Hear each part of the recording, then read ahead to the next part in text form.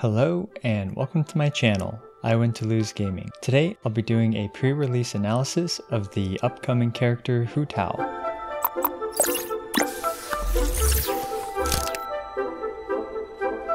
So let's start off with her normal attack. It looks like it's a standard attack string with 6 attacks, and in total those 6 attacks have 7 hits. So the first thing to point out about her basic attacks is that I don't think she's a great candidate for the prototype Crescent.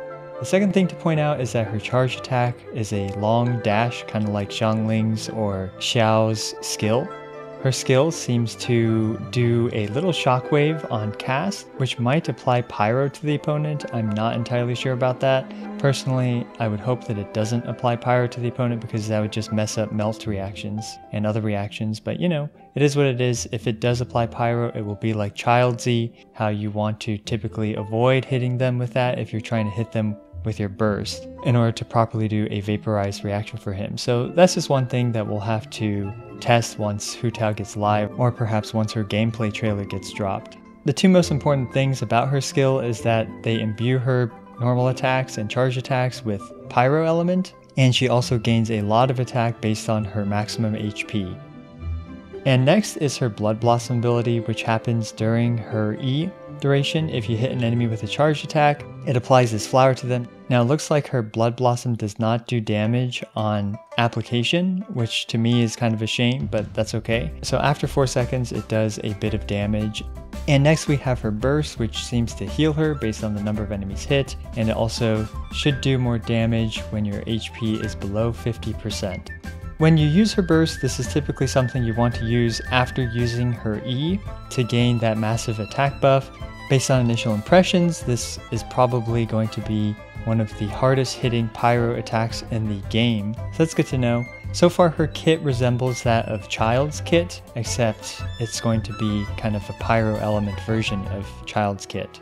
Next I wanted to dive into her artifact choices. So for these numbers that you're seeing, she is level 90 with level 999 talents, and also she's using the Staff of Homa at Refinement 1, and she has less than 50% HP. Of course, none of these numbers are final, these are just estimates essentially, but I think they can serve as a reasonable guideline for what to expect with different types of artifacts. Again, my numbers are always damage maximized numbers, so if you farm a ton of artifacts, you can typically reach about 80% of these numbers. Now, of course, if you farm less artifacts, you can expect to be a lot lower in terms of damage.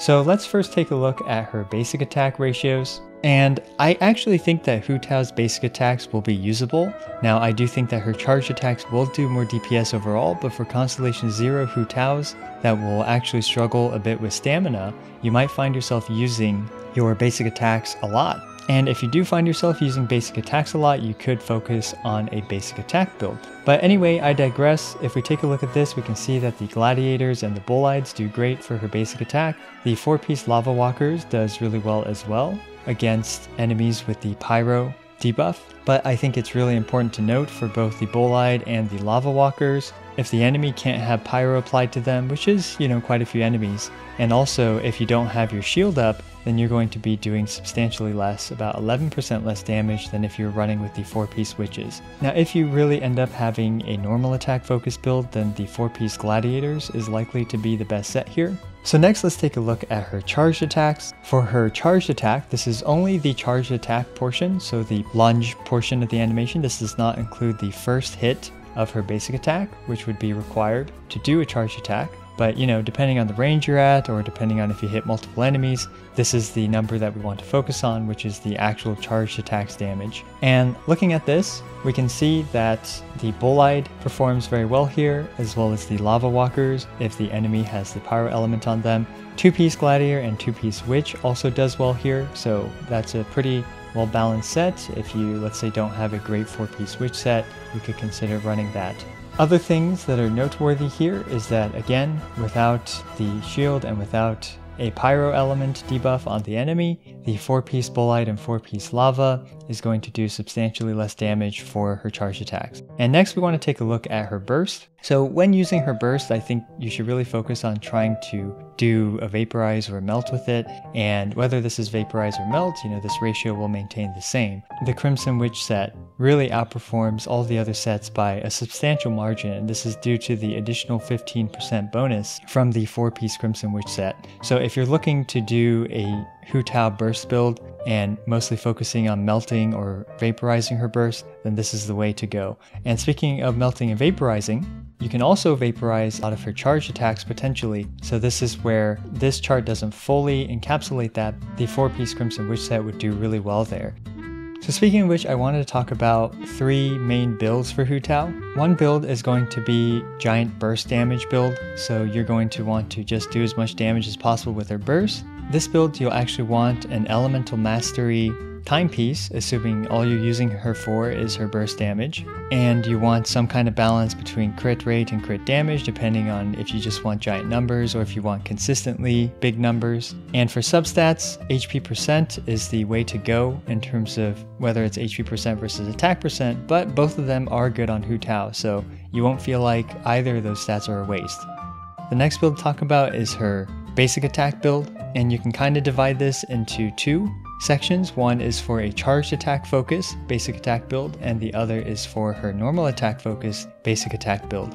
So starting off with her normal attack focused build, you will probably want to just focus on her pyro damage output because it's going to be very difficult to vaporize or melt her normal attacks given how fast they happen. And with that in mind, you'll want an HP percent timepiece as well as your typical focus on substats being crit rate, crit damage, HP percent, attack percent in that order of priority. I believe that the 4-piece Gladiators is probably the best option for this because it's universal, it's unconditional. But the 4-piece Bolide will also be extremely good with good shield support like Zhongli. And finally, the 4-piece Lava Walkers will be good against anything that can have pyro on them.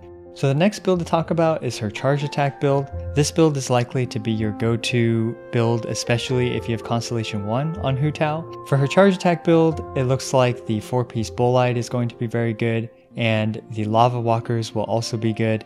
Now the 4-piece Crimson Witch will also be great, especially if you do a Vaporize or Melt build, but I won't really comment on the practicality of applying Vaporize or Melt right now. The only way to really know that is to actually try her out. Next I want to talk about Hutao's weapon choices. So there's a clear winner, especially if you're going to try to play Hutao at less than 50% HP, and that's going to be the Staff of Homa.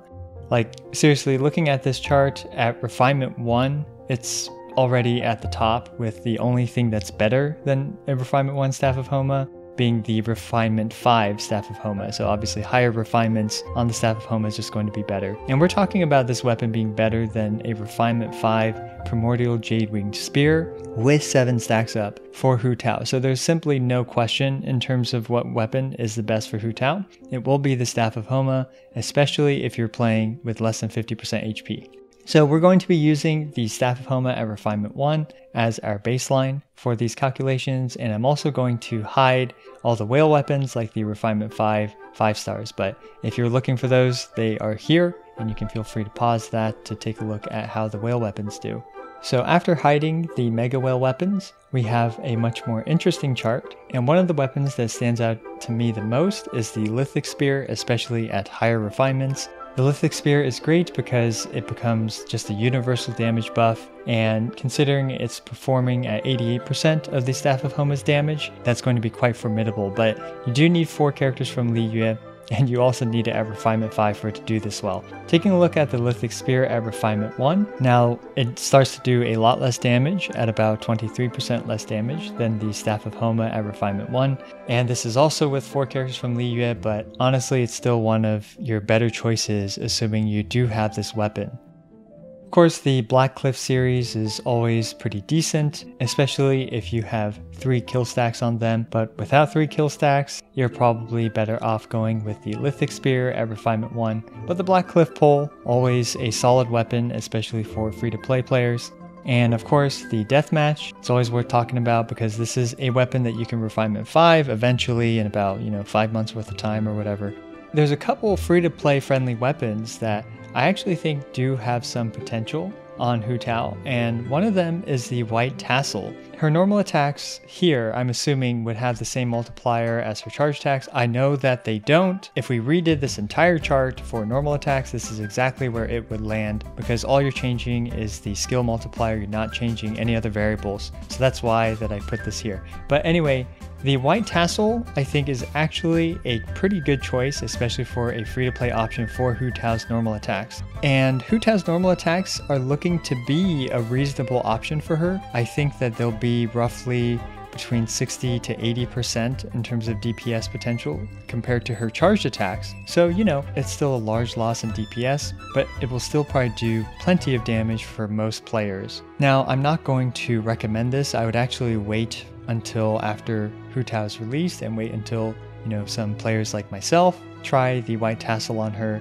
I will probably bring this weapon up to level 90 just for that. So yeah, do stay tuned for that. It's worth noting that the white tassel with the charged attacks damage, it really drops off a cliff, being one of the worst weapons to use for her charge attack. Now, the black tassel, if you're hitting slimes, it's going to be very, very, very good. But I don't recommend this weapon because in all other scenarios, when you're not hitting slimes, which is, you know, 90% of your gameplay, then your damage is going to be very bad. So yeah, that's an interesting weapon, but I can't recommend it. And other 4-star weapons that are worth pointing out, honestly, there are none. I mean, the Favonius, the Crescent Pike, and the Prototype Star Glitter are all very bad on Hutao.